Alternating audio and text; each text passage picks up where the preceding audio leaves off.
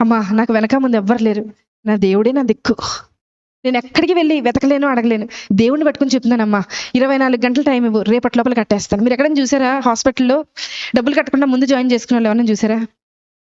ఆవిడ రిక్వెస్ట్ మేరకు పై డాక్టర్తో రిక్వెస్ట్ చేస్తే జాయిన్ చేసుకున్నాం. సరే ట్రీట్మెంట్ జరుగుతూ ఉంది, చూస్తూ ఉన్నా.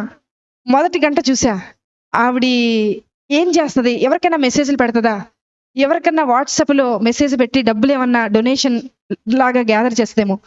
మధ్యాహ్నం 11:30కు ఆ సమయంలో అడ్మిట్ చేశాం.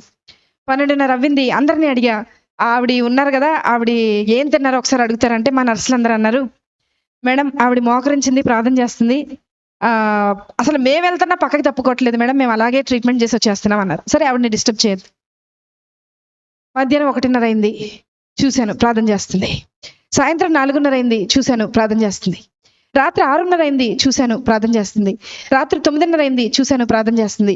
రాత్రి 11:30 అయింది, అంటే ఆవిడ మోకరించి 12 గంటలు అవుతుంది, ప్రార్థన చేస్తుంది.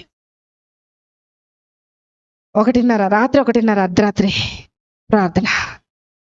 ప్రొద్దున్న 4 నెక్స్ట్ డే స్టార్ట్ అయిపోతుంది, రౌండ్స్ స్టార్ట్ అయిపోతాయి, సెక్షన్ స్టార్ట్ అయిపోతుంది, అన్నీ స్టార్ట్ అయిపోతాయి, ట్రీట్మెంట్ స్టార్ట్. మాకు స్టార్ట్ అయిపోయింది కానీ ఆవిడకి మాత్రం ప్రార్థన ఎండవల. 7:30 ప్రార్థన. మరుసటి రోజు 8:30 ప్రార్థన.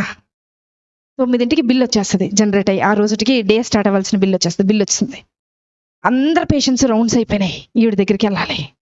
నా పైన ఉన్న డాక్టర్ అడిగారు, అమ్మా ఆవిడ బిల్ కట్టారా అని అడిగారు. నేను చెప్పబోతున్నా, నాకు భయం వేస్తుంది, ఎందుకో తెలుసా, ఆవిడ కట్టకపోతే నేను కడతానని చెప్పాను ఆయనకి.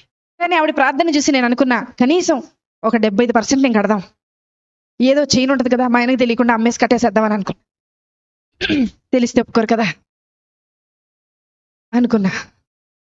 ఆవిడ దగ్గరికి వెళ్తున్నాం, స్థలం లేక స్టెప్స్ కింద పెట్టారు, ఒక స్ట్రక్చర్ వేసి అబ్బాయికి ట్రీట్మెంట్ చేస్తుంది. అక్కడికి వెళ్ళేలోపు, అడుగు అక్కడికి పెట్టేలోపు డాక్టర్ గారు అన్నారు, నా పక్కన డాక్టర్ గారు అన్నారు, మేడం హాస్పిటల్ అని అన్నారు.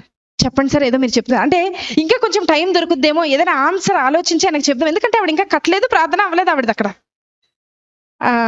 అంటే ఆయన అన్నారు, మేడం యాక్చువల్గా ఈరోజు మా అమ్మగారు చనిపోయి 10 సంవత్సరాలు అవుతుందండి, ఈరోజు 10వ సంవత్సరం వర్ధంతి, వాళ్ళకి చెప్పేయండి మేడం, వాళ్ళకి ఫ్రీ ట్రీట్మెంట్ చేసేద్దాం, వాళ్ళ దగ్గర రూపాయి కూడా తీసుకోతాను.